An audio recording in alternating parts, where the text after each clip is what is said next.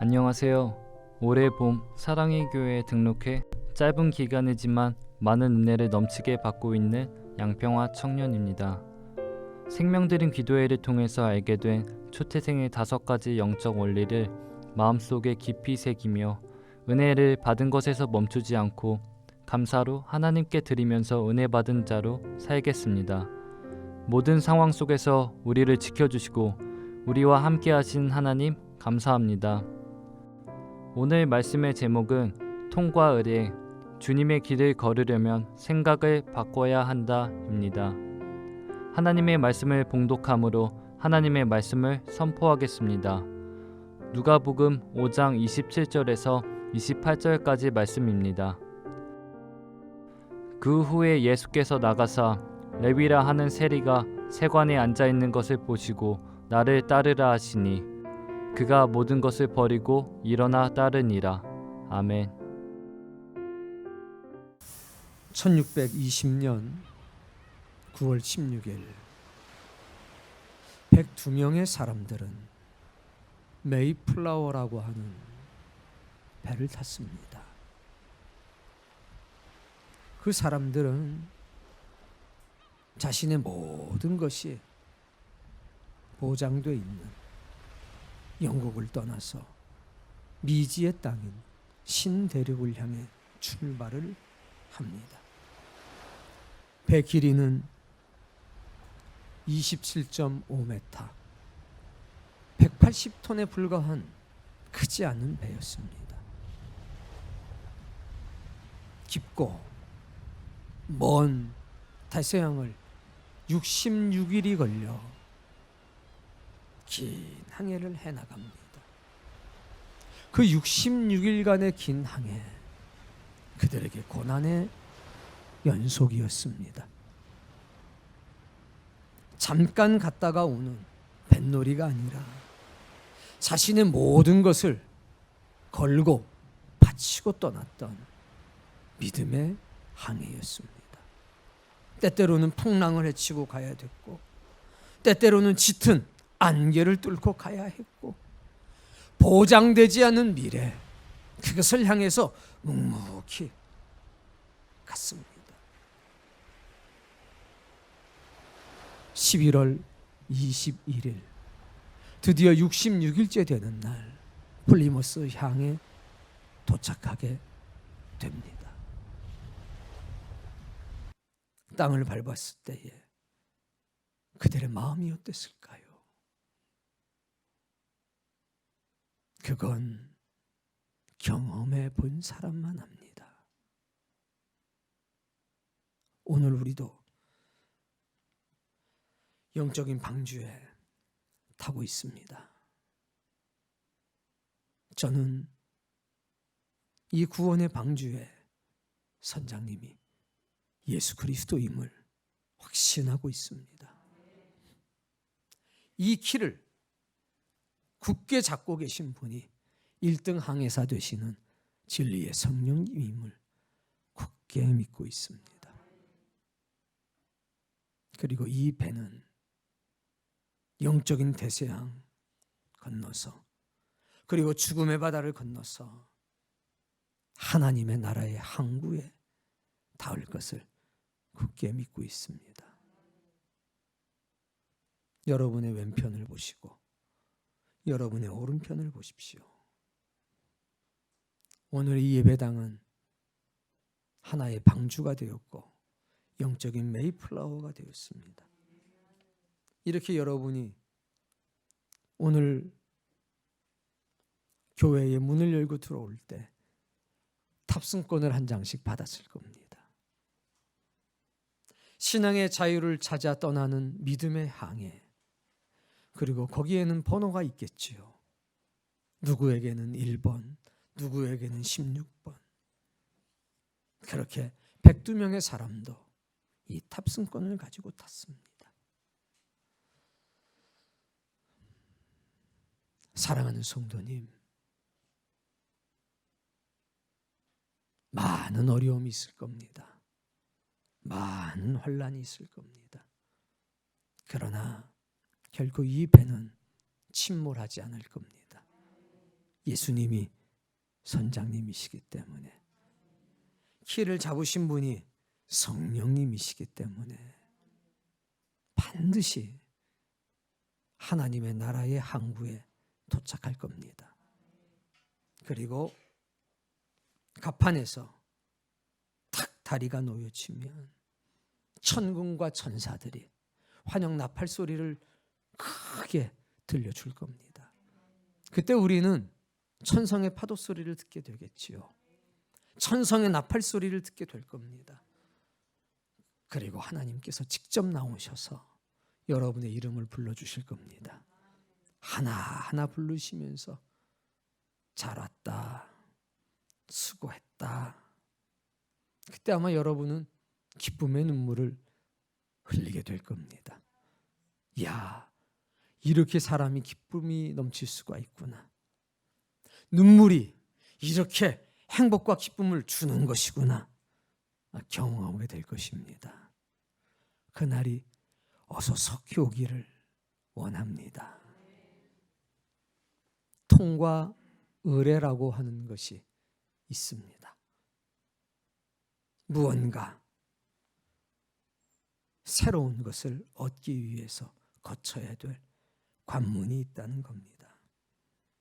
어쩌면 대서양을 건너갔던 66일, 그것은 순례자의 아버지라고 불렸던 102명의 사람들에겐 통과 의례가 되었을 겁니다. 계획보다 보름 이상이 늦어졌습니다. 거의 한 달 가깝게. 그러다 보니 이들이 도착했던 11월 21일은 추운 겨울이 되어버렸고, 원래 목적지 삼았던 곳으로부터 먼 곳에 당도했기 때문에 누구의 도움이 없이 한겨울을 지내야 했습니다. 그의 겨울 102명 중에 44명이 추위와 굶주림과 질병 때문에 세상을 떠나게 됐습니다. 그리고 1년 뒤 도와줬던 인들과 함께 첫 수확물을 가지고 하나님께 예배할 때 그들은 이렇게 기도했습니다. 우리는 대서양을 건너와 사랑하는 많은 사람들을 잃었습니다. 그러나 하나님께서는 우리가 기대했던 것보다 더 많은 것을 주셨습니다. 하나님의 은혜에 감사하며 우리의 첫 열매를 하나님께 드립니다. 주님을 따르기 위해선 반드시 거쳐야만 할 통과 의례가 있습니다. 그 통과 의례를 거친 사람만 그렇게 기도할 수 있습니다. 가장 소중한 사람 44명이 떠나갔지만 감사할 수 있는 사람, 그런 슬픔을 딛고 그 슬픔 속에 하나님께서 주신 생명의 씨앗을 찾아낼 수 있는 사람, 사랑하는 많은 사람을 잃었습니다. 그러나 하나님께서는 우리가 기대했던 것보다 더 많은 것을 주셨습니다. 하나님의 은혜에 감사하며 첫 열매를 하나님께 드립니다. 여기에 수많은 것들이 올라와 있습니다. 그리고 여기에 생명의 속전이라고 하는 우리의 감사의 예물이 올라와 있습니다. 우린 이것을 우리의 첫 열매라고 생각합니다. 나의 생명의 속전이라고 생각하고 있습니다. 나의 생명이 하나님께 있다고 고백하고 있습니다. 그리고 정말 우리가 하나님 앞에 드리는 첫 열매는 나 자신임을 우린 누구보다 잘 알고 있습니다. 내가 첫 열매고 나의 생명이 하나님께 있기 때문에 나는 생명의 속전을, 나의 생명의 값을 하나님께 드리는 겁니다. 오늘 우리도 주님의 길을 따라가기 위해서 지나가야 할, 거쳐야만 할 통과 의뢰, 그 속에 있다는 사실 기억하고 그것이 저와 여러분에게 감격이 되고 감동이 되어지기를 원합니다. 통과 의뢰는 자신의 생각, 자신의 세계관, 자신의 가치, 자신의 인생을 바꾸는 과정입니다. 예수님께서는 공생애를 시작하시기 전에 평범한 목수에 불과했습니다. 그런데 목수의 아들로 태어나서 요셉에게 목수의 일을 배우셨던 그 예수님, 사람들을 그분은 나사렛 예수, 목수 예수 이렇게 알고 있었습니다.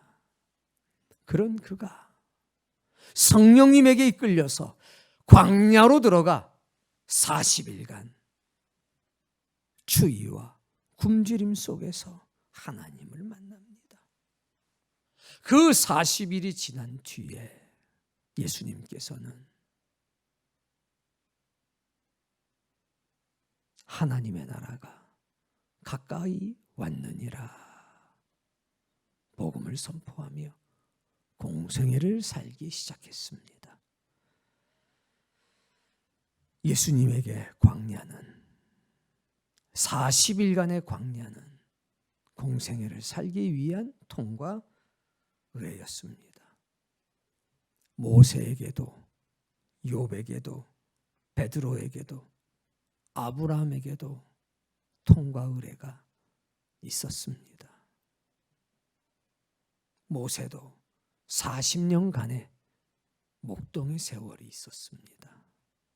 그 세월 끝에 불타는 가시덤불 가운데 하나님은 그를 부르셨습니다. 욥에게도 불과 같은 시험이 찾아왔습니다. 그 통과 의뢰를 겪고 나서 욥은 이렇게 고백했습니다.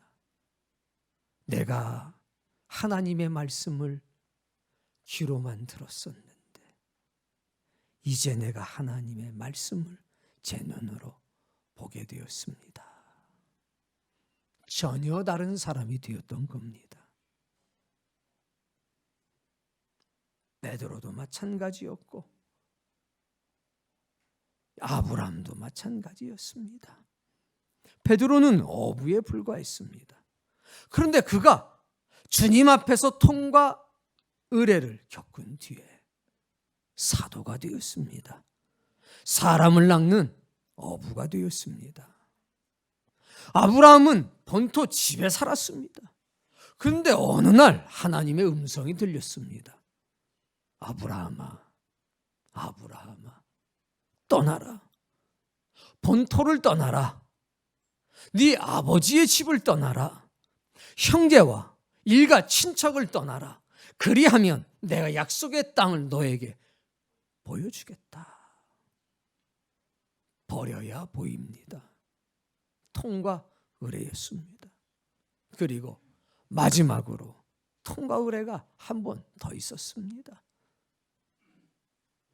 25년 만에 아들 이삭을 얻게 됐고 그로부터 대략 40년 정도가 흐른 뒤에 하나님이 다시 아브라함을 부릅니다. 아브라함아, 아브라함아. 그러자 아브라함은 넙죽 엎드리면서 주여, 제가 여기 있나이다. 저는 하나님의 종이오니 무엇이든지 말씀하신다면 즉각적으로 순종할 준비가 되어 있습니다. 25년간 가나안 땅 생활 중에 아브라함은 하나님을 수도 없이 만났습니다. 그러나 그렇게 엎드리며 주여, 제가 여기 있나이다. 이렇게 고백한 적은 없었습니다. 이삭을 은혜 가운데 나온 뒤에 하나님은 침묵하셨습니다. 그리고 다시 하나님이 부르셨을 때에 아브라함은 마지막 통과 의뢰 앞에 전혀 다른 성숙된 모습을 보여줍니다. 어쩌면 오늘 여러분이 가져야 될 모습이 아닌가 싶습니다. 하나님이 첫 번째 부르심과 동일한 명령을 내리셨습니다. 처음에는 본토를 떠나라고 그러셨고 마지막 통과 의뢰 때는 가장 소중한 것을, 나의 것을 다시 갖고 오라는 명령이었습니다. 네 아들 이삭이 있지? 예. 내가 너에게 지시할 땅, 내가 너에게 보여줄 그 산으로 가서 그 아들을 번제로 바쳐라. 아브라함은 이삭을 데리고 마지막 통과 의뢰를 겪습니다. 부엘세바로부터 예루살렘까지 3일을 걸어갑니다. 여러분, 그 통과 의뢰를 마치고 이삭은 약속의 자녀가 되었습니다. 아브라함은 믿음의 조상이 되었습니다. 어쩌면 순례자의 아버지들이 대서양을 건너갔던 66일은 아브라함과 이삭이 걸어갔던 3일 길과 동일한 영적인 의미를 갖고 있는지도 모르겠습니다. 그 통과 의례가 끝난 뒤엔 전혀 새로운 삶의 모습을 갖게 됩니다. 주님의 길을 걷길 원하십니까? 주님의 길을 따라 걷기를 원하십니까? 그러면 생각이 바뀌셔야 합니다. 왜 나는 변하지 않지? 왜 나는 톱질하는 것처럼 왔다 갔다만 하지? 왜 나의 믿음의 진보는 이루어지지 않지? 통과 의례, 그것을 겪지 못했기 때문입니다. 자, 누가복음 18장 22절입니다. 앞에 나올 겁니다.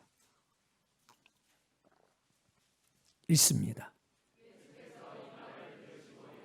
부자였던 관원이었던 청년이 주님을 찾아왔습니다. 랍비여, 어떻게 해야 제가 영생을 얻을 수 있겠습니까? 하나님의 말씀을 지켰느냐? 예, 제가 어렸을 때부터 모든 계명을 지켰습니다. 잘하였도다. 칭찬하신 뒤에 하신 말씀입니다. 이르시되 읽습니다.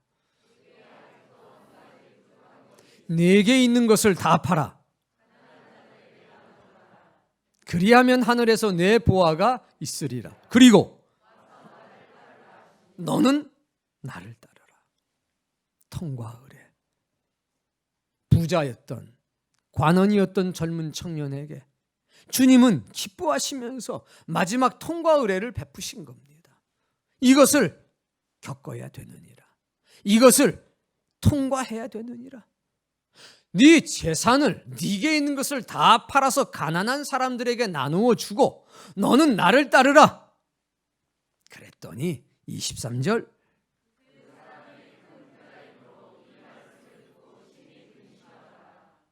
뭐였기 때문에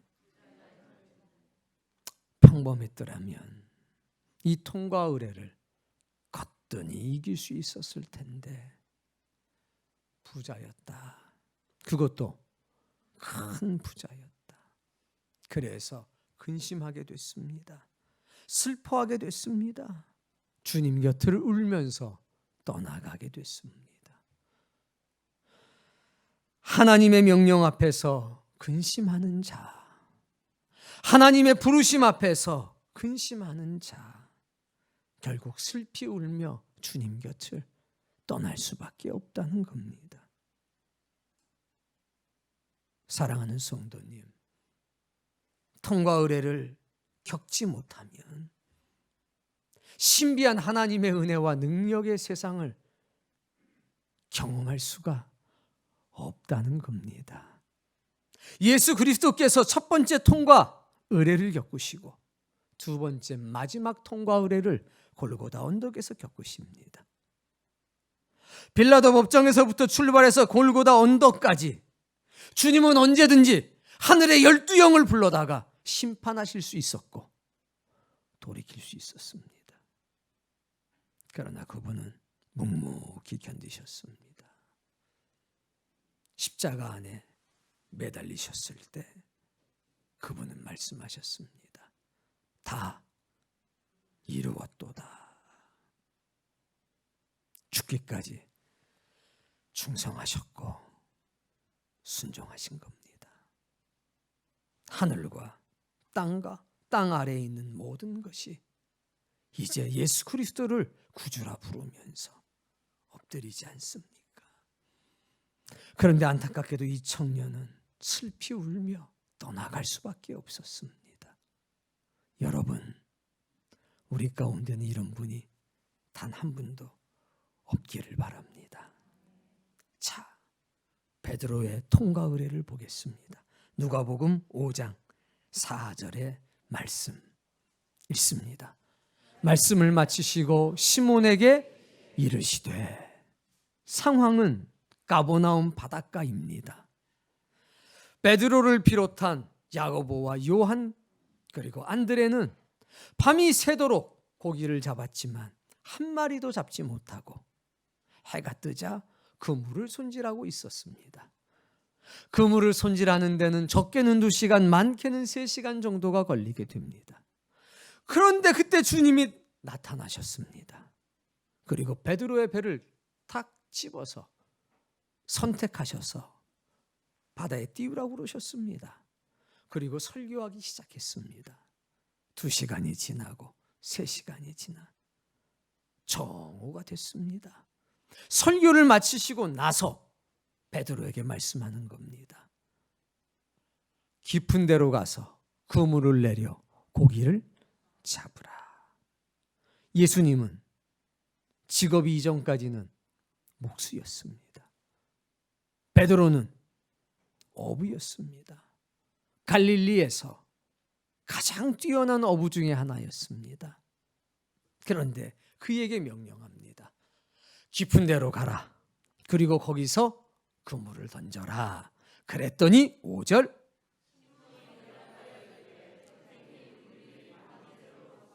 잡은 것이 없습니다. 그러나 말씀에 의지하여 내가 그물을 내리겠습니다. 여러분, 이것은 정말 위대한 결단입니다. 베드로는 고기가 지나다니는 길을 손바닥처럼 알고 있습니다. 어떤 고기가 어디에서 어떻게 살고 있는지 너무나 잘 알고 있습니다. 그런 경험과 지식으로 가득 차 있는 겁니다. 제 경험에 의하면 지금은 고기 잡을 때가 아닙니다. 낮에는 물고기가 돌아다니질 않습니다. 우리가 잡을 수 있는 물고기들은 밤이 돼야 나옵니다. 낮이기 때문에 이거는 잡을 수가 없는 겁니다. 그리고 저 깊은 곳, 주님이 말씀하셨던 저 깊은 곳엔 고기가 살지를 않습니다. 그러나 나는 지금 주님 앞에 나의 경험을 내려놓겠습니다. 나의 지식을 내려놓겠습니다. 이렇게 고백하고 있는 겁니다. 그물을 내리겠다고 하는 것은 제가 그물 손질을 2시간, 3시간 했습니다. 근데 다시 그물을 치게 되면 그물을 거두고 나서 다시 2시간, 3시간 동안 그물을 손질해야 됩니다.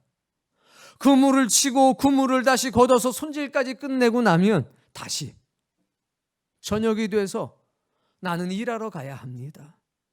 한잠도 자지 못하고 다시 밤새워 고기잡이를 나가야 됩니다. 나의 생활의 루틴도 내려놓겠습니다. 나의 피곤함도 내려놓겠습니다. 지금 이렇게 고백한 겁니다. 그리고 6절, 그렇게 하니 말씀에 순종했더니 고기 잡은 것이 심이 많아 그물이죠.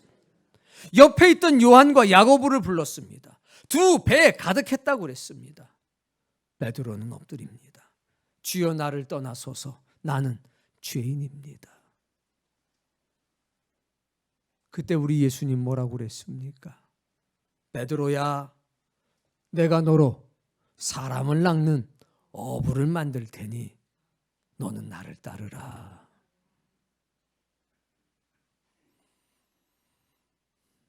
통과의례, 자신의 경험을 내려놓는 겁니다.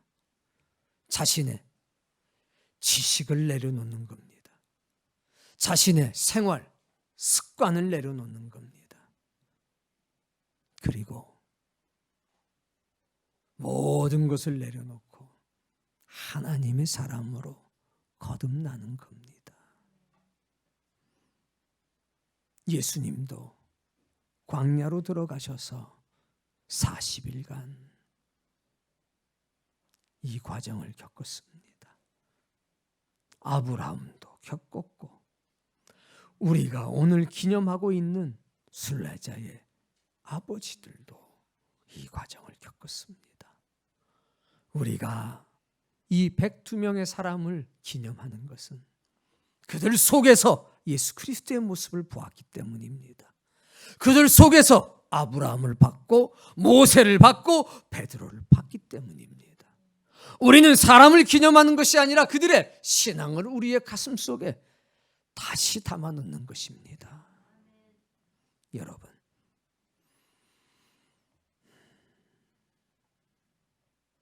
어부의 삶을 버리고 주님을 따르는 삶이 되었다. 영국 땅을 떠나서 신대륙에 정착을 했다. 신앙의 자유 때문에 모든 것을 버렸다. 오늘 성경 본문은 우리에게 무엇을 말씀하고 있습니까? 레위라고 한 사람이 있었습니다. 주님과 눈이 마주칩니다. 주님이 그를 부릅니다. 나를 따르라. 얼마나 단순합니까? 나를 따르라. 예수님은 그에게 버리라고 말씀하지 않았습니다. 그런데 레위는 벌떡 일어났습니다. 성경이 뭐라고 기록하고 있습니까? 레위는 모든 것을 버리고 일어나 주님을 따랐다. 세간에 앉아 있었기 때문에 거둔 세금, 그것만을 내려놓은 것일까요? 아닙니다. 모든 것을 버린 겁니다. 자신의 명예, 자신의 전토, 자신의 지식, 자신의 경험, 자신의 재물, 자신의 인간관계, 모든 것을 버려두고 벌떡 일어나서 예수님을 따른 겁니다. 통과 의례를 겪은 겁니다. 그리고 세리가 아니라 사도가 되었습니다. 여러분, 오늘 우리도 주님의 뒤를 따르기를 원하지 않습니까? 예수 그리스도의 흔적을 따라 저 천성까지 가기를 원하지 않습니까? 주님이 선장 되시고 성령님께서 키를 잡고 있는 이 배는 영적인 대서양을 건너온 사람,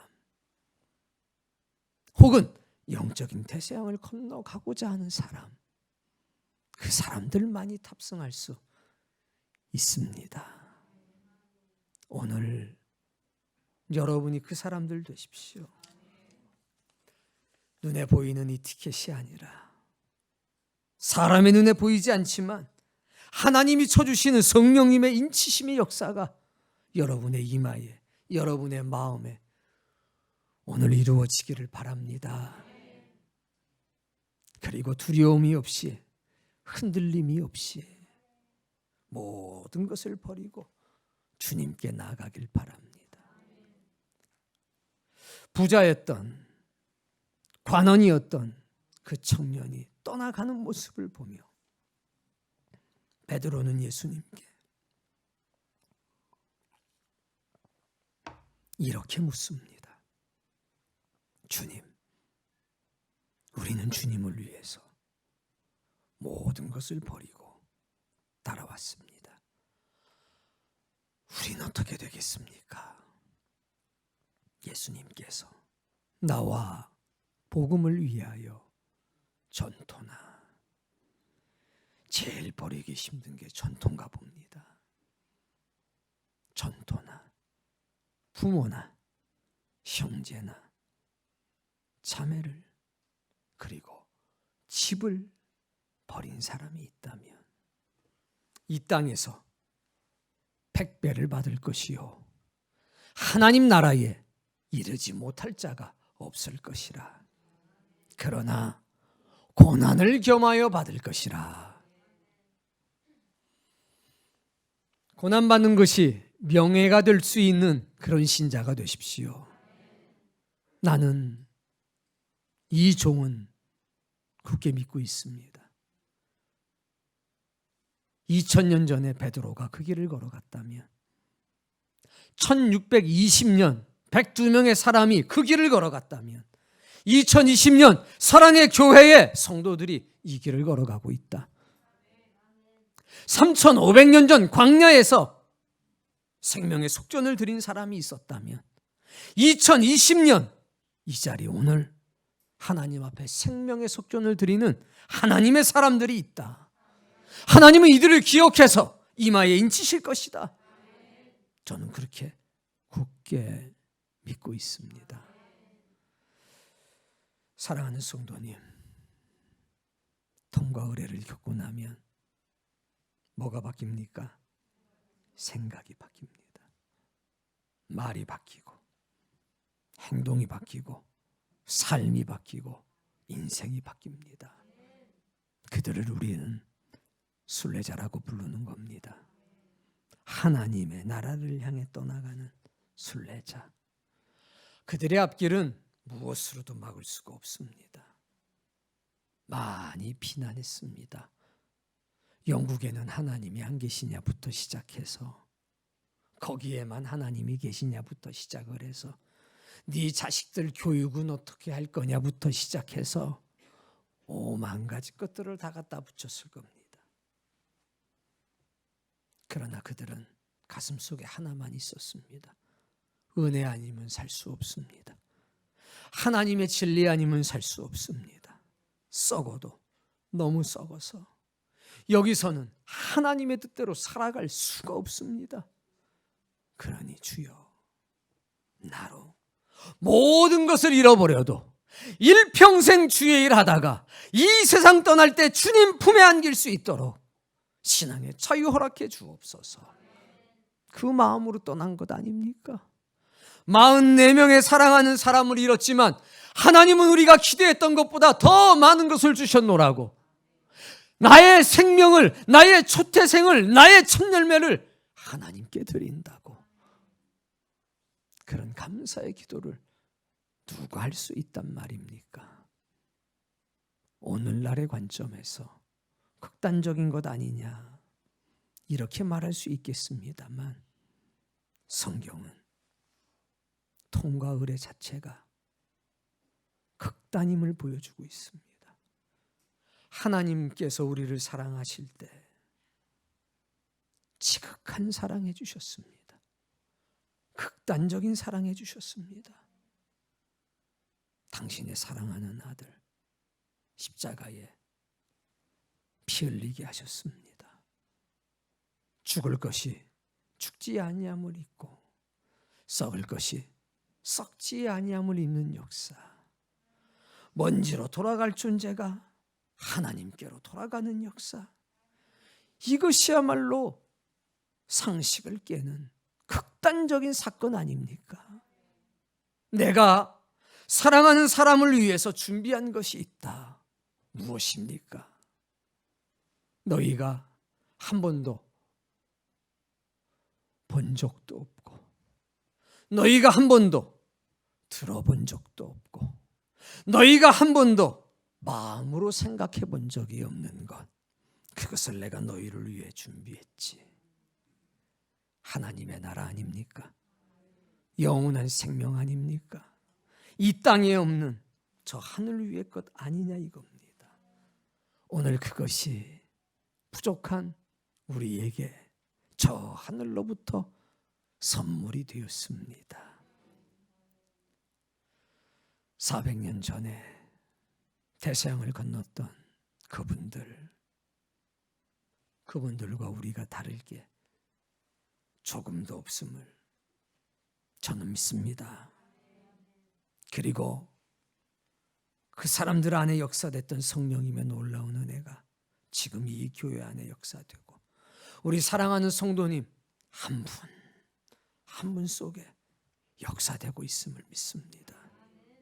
여러분 1년을 지켜주신 하나님께 감사하십시오. 모든 사건과 사고와 질병으로부터 나의 생명을 살려주신 하나님, 그분께 감사합시다. 나의 먹거리의 줄이 막히지 않도록, 내 먹는 강물이 마르지 않도록 1년 동안 지켜주신 하나님, 그분께 감사하십시오. 나의 가족, 나의 가정을 지켜주신 하나님, 감사하십시오. 나의 사역, 사명을 지켜주신 하나님, 그분께 감사하십시오. 이 교회를 지켜주신 하나님, 그분께 감사하십시오.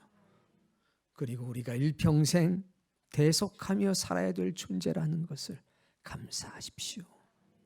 그리고 나의 첫 열매를, 나의 생명의 속전을 하나님께 드릴 수 있음을, 나의 생명이 하나님의 손에 붙잡혀 있음을 감사하십시오.